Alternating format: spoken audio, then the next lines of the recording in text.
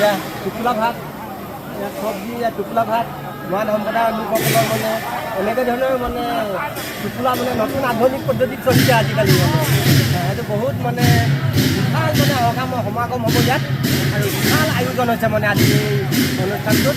আজি মানে 5জন মানৰ মানে কৃষকৰ পৰিয়ালৰ মানে আজি ইয়াত দহাকাজ অনুষ্ঠিত হৈছে। লগতে আমাৰ ডিগবৈ বিধায়ক চনু ফুকন ডাঙৰীয়াৰ মাত মানে আজি দহাকাজ আজি ইয়াত মানে অনুষ্ঠিত কৰিছে।